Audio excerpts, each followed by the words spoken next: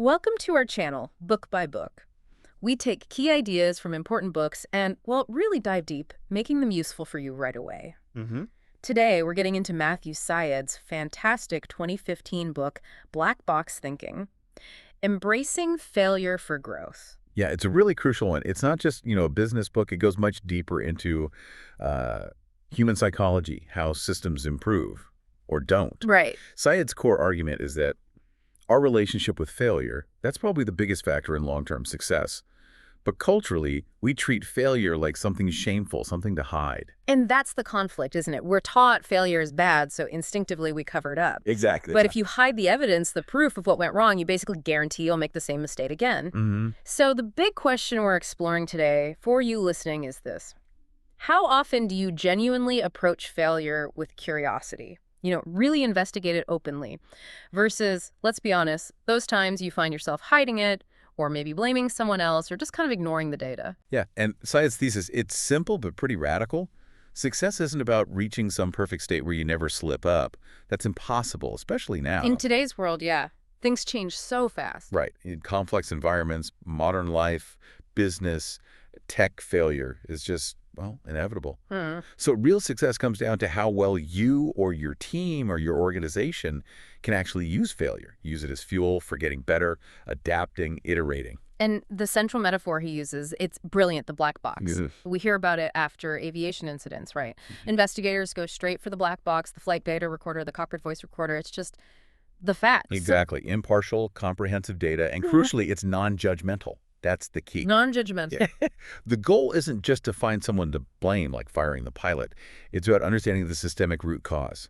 Was it a design flaw, maybe a gap in training, a communication issue? And then the findings. They're shared globally across the entire industry. Why? To improve procedures, make sure that specific failure scenario doesn't happen again. It's this integrated open system. And that's what Syed says we need everywhere. In our jobs, our personal lives, everywhere. Okay, so that's a massive idea. Let's break it down. We'll explore this logic of failure, then tackle the psychological roadblocks, why it's so hard to learn from mistakes. Yeah, the internal stuff. Then we'll look at the power of tiny improvements, marginal gains, and finally, the kind of culture you need to make this all actually work. And wrap up with actionable steps, things you can literally start doing today. Right, putting your own black box thinking into practice. Sounds good. Let's dive in. Okay, first big lesson, understanding the logic of failure. Syed points out this really common human thing. When something goes wrong, our first instinct usually isn't, interesting, what happened? No, definitely not. It's more like protect myself. We hide it, or we point fingers. Why is that first reaction so bad for actually making progress? Well, it's corrosive because it locks you into what Syed calls the logic of repetition. If I mess up, but I manage to hide it, or I successfully blame, the weather or my colleague, Right. then the actual problem, the flawed process, the system that allowed the error, it stays exactly the same, untouched. You treated the symptom, not the disease. Precisely. And because the underlying issue isn't fixed, that failure is basically guaranteed to happen again, maybe worse next time. Syed argues, pretty convincingly, I think, that this failure to learn from mistakes has been, historically, a huge brake on human progress. Wow. Okay. And this is where his examples comparing different industries are so powerful, Yeah. especially aviation versus healthcare. Why is aviation the gold standard for him? Aviation is like the textbook case of an open-loop system. Right. Think about their culture. If a pilot notices something small, maybe a brief, weird drop in oil pressure, nothing catastrophic, they have to report it. And that single report, even without a disaster, kicks off this incredibly detailed open investigation. Groups like the NTSB, the AAIB in the UK. They swarm it. Yeah, they analyze everything. The flight data recorder shows exactly what the plane was doing, control surfaces, engine temps, everything. The cockpit voice recorder captures conversations, sounds. Total immersion in the data, like you said, without the pressure of judgment. That's the goal. They're digging for the systemic why. Was the maintenance manual unclear? Was a sensor acting up? Was the design maybe not quite right for certain conditions? Okay. Once they find the cause, the fix, whether it's a new procedure or a design change, gets sent out everywhere, globally. It's this super rigorous, open, and crucially non-punitive process. That's why flying is so incredibly safe and keeps getting safer. Every error, big or small, becomes a lesson for the whole world. That makes so much sense. Now, contrast that with what Syed points out in healthcare. Brilliant people, dedicated professionals, but often struggling with errors that could be prevented. Yeah, the contrast is what's sobering. Syed highlights that preventable medical errors are still a massive issue, causing real tragedy. But in many hospitals, if a nurse gives the wrong drug dose or a surgeon makes a mistake, often the discussion gets shut down, or it stays internal, or it's just never shared widely. Why? There's often this real fear among staff, fear that admitting a mistake, even if it was caused by being overworked or a badly designed checklist, will lead straight to punishment, getting shamed, maybe even losing their job. So, if admitting a mistake feels dangerous, the information just vanishes.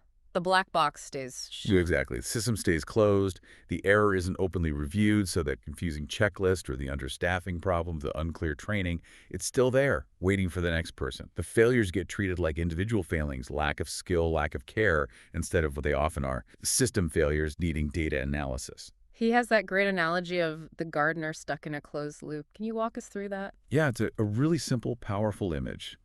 Imagine a gardener plants something and it fails. Yeah. The crop dies. Okay. Now, instead of checking the soil, testing the pH, looking at drainage, checking for pests, Yeah.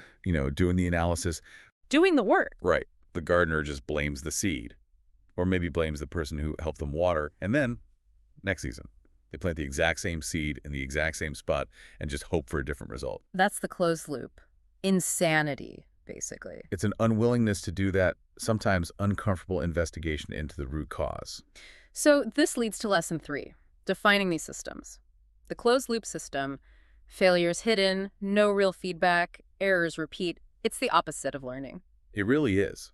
Closed loops are about rigidity, often driven by ego, protecting status. If the boss or the expert knows the right way, then any failure must be someone else's fault. Because challenging the failure means challenging their own correctness, their status, Right. and refusing to shine a light on the problem. Yeah. It's like driving in thick fog with your headlights off. You crash, you dust yourself off, but you don't turn on the lights, so guess what? You crash again. And the alternative, the goal, is the open loop system.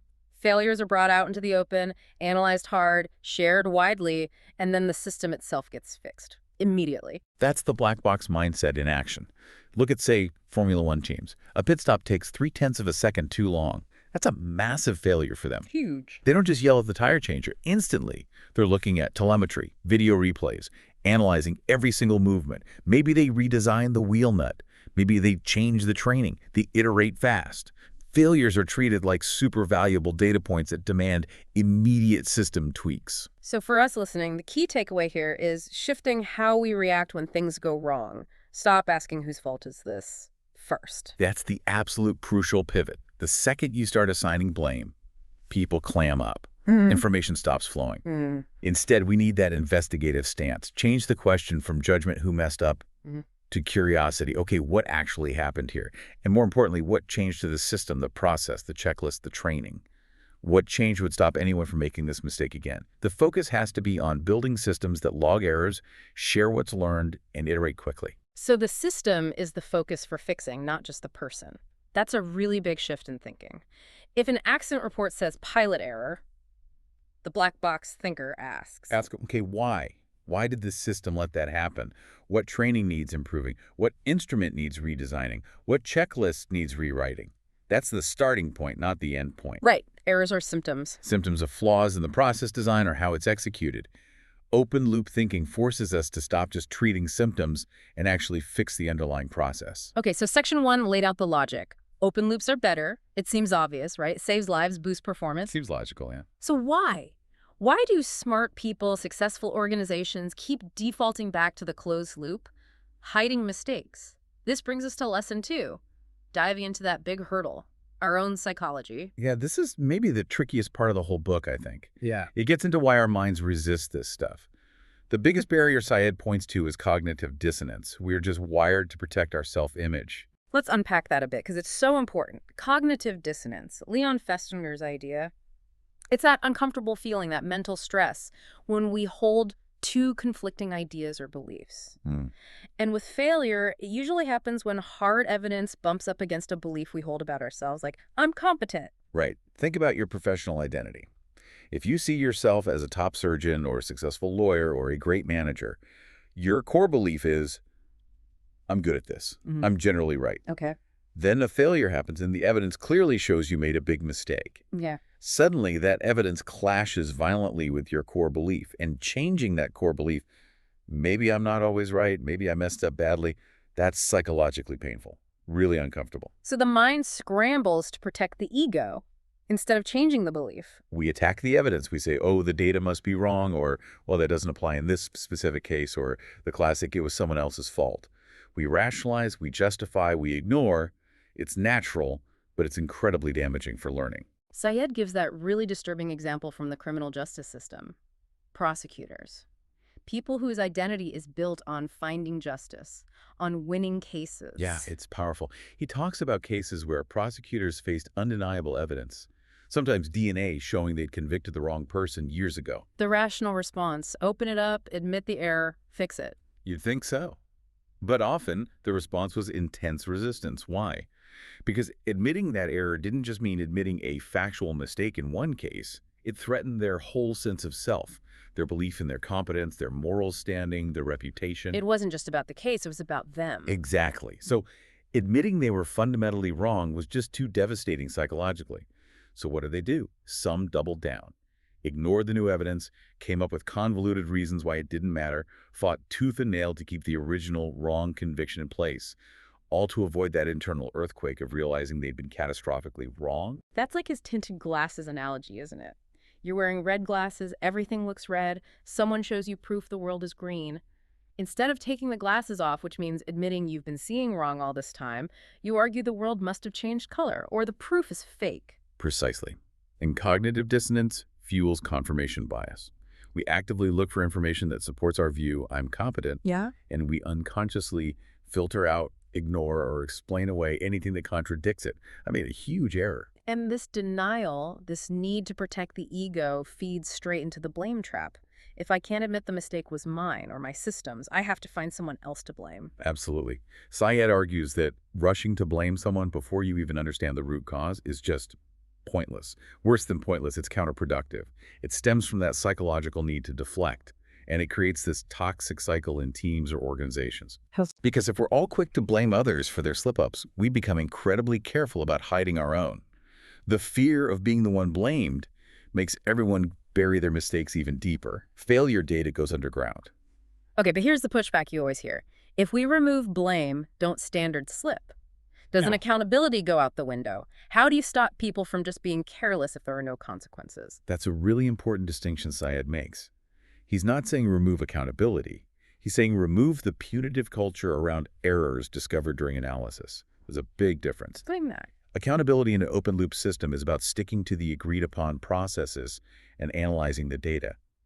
If a pilot skips a checklist item, they're accountable for that deviation. But if they deviated because the checklist was, say, 50 pages long and confusing as heck, then the accountability shifts. It shifts to the people who designed that confusing checklist to fix it. So non-punitive means you feel safe reporting the error and what led to it. It doesn't mean you're suddenly free from responsibility for following safety rules. Accountability maintains standards. A punitive culture just ensures mistakes get hidden. So the real challenge is cultivating that radical self-awareness. When failure happens, we need to hit pause and ask that really hard internal question. Am I resisting this feedback because it's genuinely wrong? Or am I just trying to protect my ego, my reputation, my status? And that pause, that self-reflection, takes real courage, especially in places where status means everything. The environment, the culture, has to make it genuinely safe to say, I messed up and here's what happened, without fearing immediate attack. Right. If the response is curiosity, okay, thanks for flagging that, let's figure out how to prevent it, people will open up. If the response is blame and punishment, that black box slams shut, maybe forever. All right, let's say we manage that. We overcome the ego, we commit to being open. How do we actually turn that failure data into real, significant, lasting success? That brings us to lesson 4. Marginal gains and compounding improvement. Right. This is the engine of growth that black box thinking fuels.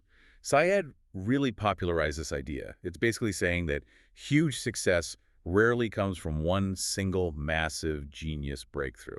We tend to look for that silver bullet, though. We do. But Syed says it's usually the result of making hundreds of tiny, deliberate, documented improvements, accumulating them over time.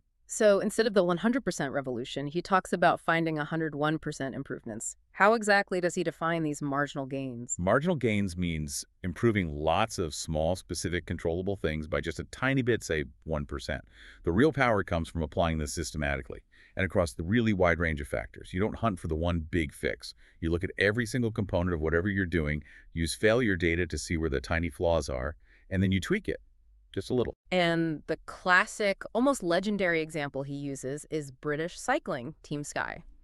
It's such a great story because before this, British cycling was, well, not great. Never won the Tour de France. Not great is putting it mildly. Yeah, historically quite mediocre on the world stage. Then Dave Brailsford took over around 2003 and brought in this philosophy. It completely changed everything. They weren't looking for one superstar rider or some revolutionary bike part. They started breaking down everything involved in cycling performance. And they looked at the obvious stuff first, right? Like bike weight, aerodynamics, gear ratios. The technical stuff. But then they went way beyond that, into areas no one else was really considering performance factors. They realized winning wasn't just about the bike and the rider's legs. It was the whole support system. Like what? Okay, get this. They hired a surgeon to teach the team the absolute best way to wash their hands. Why? To cut down the chance of getting sick by maybe 1%.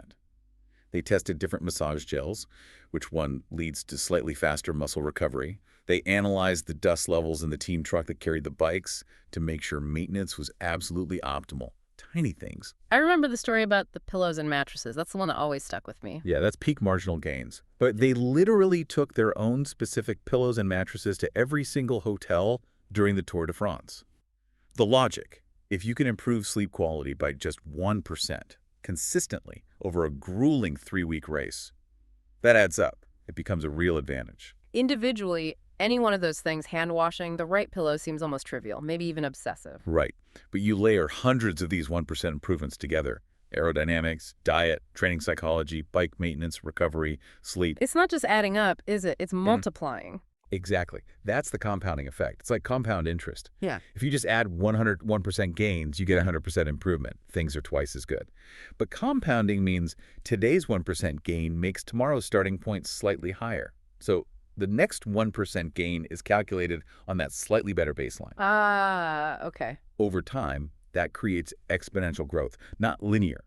That's what led to Team Sky's incredible success, multiple tour wins, Olympic medals. It was built on this relentless accumulation of tiny advantages. And this whole approach, focusing on tiny improvements, it really needs a certain mindset, doesn't it? Syed connects it to Carol Dweck's work on the growth mindset. Absolutely. If you have a fixed mindset, you believe your talents, your abilities, your system's performance are basically set in stone. I am who I am. Right. This is as good as it gets. Then why would you bother hunting for tiny 1% improvements? It seems pointless. The fixed mindset just says, I'm good at this, or I'm bad at this, full stop. But the growth mindset says abilities aren't fixed. They can be developed through effort, strategy, learning. Exactly. And marginal gains is the strategy that makes the growth mindset practical. It turns the abstract idea I can improve into a concrete process. Okay, I'm going to measure how long this task takes now, find one small tweak based on where I stumbled yesterday, implement it, and measure again tomorrow. It's about building the habit of constant, small, data-driven iteration. So the message for us listening is, stop waiting for the lightning bolt, the massive breakthrough idea. Yeah, it might never come. Instead, focus on building that system. Systematically track the small stumbles, the micro failures, and make tiny documented improvements. Ask yourself, what are maybe 3 to 5 small things, micro practices in my work or life that I could realistically improve by just 1% this week? That's the challenge.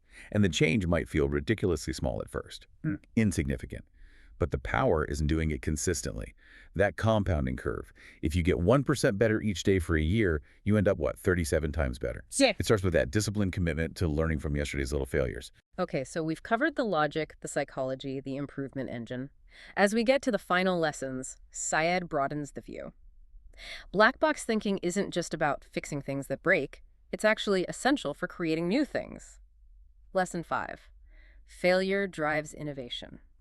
Yeah, this is about actively reframing what failure is. If we just see it as this awful, embarrassing endpoint, we bury it, obviously. But if we can manage to see failure as data, maybe expensive data, maybe painful data, but ultimately high-value data, then we analyze it. We learn from it, and often we use it to find creative solutions we never would have thought of if everything had just worked perfectly the first time. Right. Many big innovations weren't planned. They came from investigating why something didn't work as expected. Exactly. We tend to celebrate the finished product, the smooth success, Mm. but we forget the messy process behind it. Like the sculptor analogy he uses. Yeah, it's great. We admire the perfect marble statue. But how did it get there? From a rough block of stone. And the sculptor had to chip away constantly. Every piece of marble that fell to the floor was, in a way, a failure. It wasn't part of the final vision. Right. But without all that chipping, all that failure, guided by the sculptor's feedback loop, the final form would never emerge.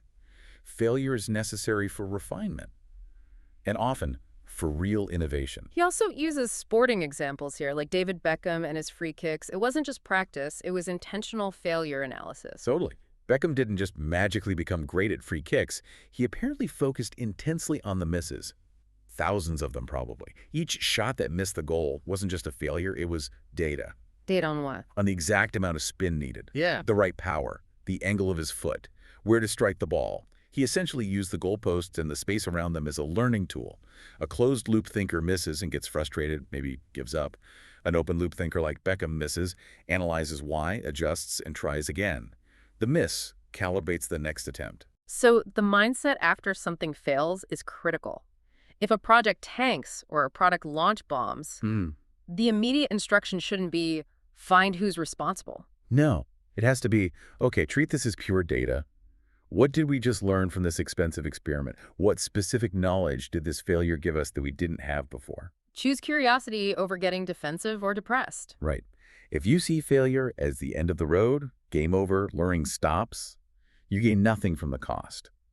But if you treat it as a necessary, maybe costly, but crucial step in figuring things out, it actually creates energy for the next try, the next iteration. But, and this is the big but we keep coming back to, all the best systems, the best analysis tools, the black boxes, the postmortems, they're useless if the environment is toxic. Which brings us to lesson 6, maybe the most important one. Culture matters more than tactics. Absolutely critical. You can buy the fanciest failure reporting software on the planet. Right. But if people know that actually using it to report a real mistake will get them yelled at, shamed, or worse. They won't use it, or they'll only report trivial stuff. Exactly. The software becomes useless. Culture is the soil. Without good soil, the seeds of black box thinking just won't grow. Syed puts a huge emphasis on psychological safety. What does that mean in practice? Why is it the foundation? Psychological safety people like Amy Edmondson have researched this extensively. It's the shared belief within a team that it's safe to take interpersonal risks. Meaning You believe you won't be punished or humiliated for speaking up, whether that's offering a new idea, pointing out a concern, asking a dumb question, or, most relevant here, admitting you made a mistake. Without that belief, people won't do those things, especially admitting mistakes. It's absolutely non-negotiable for open-loop thinking. Let's go back to that contrast. Aviation versus maybe a more typical corporate or hospital setting. Aviation culture incentivizes reporting, right? Even near misses. Yes, because they fundamentally understand that one person's error, if hidden, could lead to a catastrophe later. But if reported, it contains a vital lesson that could save lives across the entire industry. The system prioritizes learning from the event over punishing the individual involved, because the biggest danger is the unreported failure. The report might be anonymous, or at least shielded from punitive action. Compare that to an environment, maybe a hospital, maybe a tech company, where admitting you messed up means getting chewed out, maybe losing a bonus, being seen as incompetent or not a team player. If that's the culture, forget it. Incident reports won't happen, or they'll be heavily sanitized. The real data, the useful stuff, it's buried, because survival instinct kicks in. So the garden analogy again. The tools, the reporting systems, the analysis templates, they're like seeds. But the culture, the psychological safety, the trust that's the sunlight, the water, the soil, it's what allows the tools to actually work. Yeah. And the practical takeaway here, especially for anyone in a leadership role, but really for everyone on a team, is you have to actively build that safety. When someone does admit a mistake, hey, I messed up on X, the response needs to be curiosity, not judgment. Okay, thanks for flagging that. Let's understand what happened so we can fix the system. And when a fix is made because someone spoke up, Celebrate it. Celebrate the system improvement as a team win, not just framing it as, oh, Bob fixed his mistake. It reinforces that speaking up leads to positive change for everyone. that shift From blame to curiosity, especially under pressure, that's the hardest cultural lift. But Syed argues it's the only way to unlock that exponential growth we talked about. Okay, so we've covered the why, the what, the mindset shifts. Now let's get down to the how, the brass tacks. What can you, listening right now, actually start doing today to shift from closed loop to open loop thinking? Syed gives us a really practical toolkit. And remember, the whole point of these actions is to get ego out of the way and focus on improving the system, not blaming people. Right, these aren't just nice ideas, they're things to implement. Building the actual structure for your own black box system. Okay, first, and this is fundamental, log your errors. You need a record outside your head. Get it down on paper or digitally. Exactly. A dedicated notebook, a spreadsheet, a specific file. Whenever something goes wrong, you miss a deadline, a sales call flops, you fail a personal goal, write it down. But don't just note the outcome, like missed deadline. Document 3 key things. 1, what actually happened. 2, why do you think it happened? Your first guess at the root cause. And 3, critically, what specific concrete action will you take differently next time to prevent this specific type of failure? Just the act of writing it down helps, doesn't it? It makes the failure objective, not personal. It's not I'm a failure, it's the process failed here. Precisely. It externalizes it. Mhm. Okay, second step. Formalize the analysis phase. Run postmortems. After any important project, event, even a significant decision, you need dedicated time to review how it went. And not just a quick chat at the end of a meeting. No. Protected time. And it must be non-punitive. The focus is purely analytical, looking backward. What did we want to happen? What really happened? Yeah. Why was there a difference? And what did the system, not just the people, teach us? I think where postmortems often fail is that nothing changes afterward. A report gets written, filed away, and then the team does the exact same thing next time. That's the closed loop creeping back in, sabotaging the process. Yep. So the crucial final step of any good postmortem is creating an actionable improvement list, prioritized. And that list has to feed directly back into changing the process, the checklist, the template, whatever it was. If the analysis doesn't lead to a concrete system change, it was just busy work. Okay, third tool. This one's proactive, trying to stop failures before they happen. Host premortems. This happens before you start. How does this work? Premortems are brilliant for bypassing our natural optimism bias and fear of sounding negative. You get the team together and you do a thought experiment. You say, okay, imagine it's 6 months from now and this project has failed, utterly failed, spectacularly. Okay, morbid, but okay. Right. Then you ask everyone. Generate all the possible reasons, realistic or even slightly crazy, why it failed so badly. By imagining failure has already happened and working backward, people feel much freer to voice potential risks and problems that they might hold back in a normal planning meeting due to wanting to seem positive or not wanting to criticize the plan. It surfaces risks early. That makes sense. Okay, fourth, tying back to marginal gains. Focus on micro practices. Don't try to boil the ocean. Find just a few small things. Yeah, 3 to 5 small things in your regular routine weekly, daily, that you can realistically tweak by just 1%. Make improvement a habit. Like what, for example? Could be anything. If you're a writer, maybe it's spending the first 15 minutes reviewing yesterday's work for typos instead of diving straight into new stuff. If you manage meetings, maybe it's committing to ending every meeting 2 minutes early. Document your current way, make the tiny 1% change, measure if it helped. It builds that iteration muscle. Fifth, this is crucial for teams. Encourage open discussion. You have to consciously create spaces where it feels safe to admit mistakes. And if you're the leader, you go first. Model it. Share one of your own recent mistakes, not some trivial thing, something real, and talk about what you learned. That sends a much stronger signal than any memo saying, it's okay to fail. Walk the talk. The leader has to show vulnerability to teach the team that vulnerability is how you get better. Okay, sixth, kind of wrapping all these together, build a feedback loop. Think of your work or your life as a system you're trying to optimize. Your logged errors are the sensors telling you where things are going wrong. The postmortems and premortems are the analysis.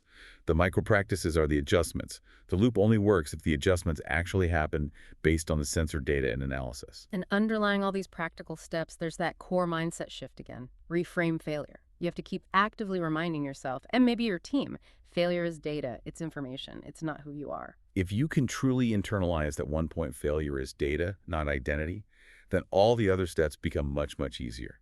The fear starts to fade and curiosity can actually take its place. So, Matthew Syed's black box thinking. It really is a blueprint for progress, isn't it? It fundamentally challenges us to change how we think about and react to failure, Hmm. moving it away from being this thing we hide in shame and turning it into this incredible source of insight, of momentum, even a competitive edge. Yeah, his research across so many different fields, aviation, sports, healthcare, justice, it all points to the same conclusion. Success isn't really about innate talent or getting lucky. Hmm. It's mostly about how sophisticated your system is for dealing with the stuff that inevitably goes wrong. Right. If you can capture the data from your errors, analyze it properly, share the lessons, and then actually improve based on them, you turn those mistakes from roadblocks into fuel. Okay, let's boil it down. If someone remembers only 5 things from our discussion today, what are the absolute top 5 key lessons from black box thinking? Okay, number one. Failure isn't the opposite of success. It's actually the foundation of success. It's the price you pay for learning in a complex world. Number 2, choose the open loop. Always. That means admit mistakes, analyze them without blame, and upgrade your system or your process right away. Don't wait. Number three, mindset shift. When failure happens, your first reaction needs to become curiosity, not blame or defense. Ask why, not whose fault. Curiosity fuels learning. Blame shuts it down. Number 4, marginal gains are magic. Forget the giant leaps. Focus on those tiny 1% improvements. Systematically, consistently, they compound over time into massive breakthroughs. And number five, culture trumps everything. You absolutely must build environments, teams, families, organizations where speaking up about errors is safe, supported, even rewarded, never punished. Psychological safety is key. The big message from Syed seems to be failure is guaranteed, complexity guarantees it. The only real choice you have is how you respond. Exactly. Do you default to the closed loop? Hide the data, protect your ego, and make the same mistake again? Or do you choose the open loop, open the black box, analyze the data honestly, learn the lesson, and improve your path forward? Syed sums it up so well near the end. Can you share that quote again? Yeah, it captures it perfectly. Black box thinking is about the willingness and tenacity to investigate the lessons that often exist when we fail, but which we rarely exploit. Willingness and tenacity. Open your black box. Start logging those errors. Start learning from them. Use that data to get better. That's the path forward. Thanks for joining us for this summary. It's such an important book. Absolutely. Before we wrap up, here's that final thought for you to chew on this week, building on Syed's focus on systems. Think about one specific area, work, personal life, where mistakes right now tend to get hidden or blamed on someone. What's the single smallest system change you could make this week? Not a vague resolution like, I'll be more open, but a concrete change to a process, a checklist, a meeting format, something systemic to start treating that mistake purely as valuable data. Good challenge. Yeah. And if you found this summary useful, if it gave you some insights and you want us to keep breaking down important books like this, Please help us out. It genuinely makes a difference. We'd really appreciate it if you could subscribe to this channel, book by book, like this video that tells us what kind of content connects with you, and please share it with others who you think might benefit from rethinking failure. your support really does motivate us to keep digging into these books and bringing you the best summaries we can. Thanks for listening. We'll see you for the next summary.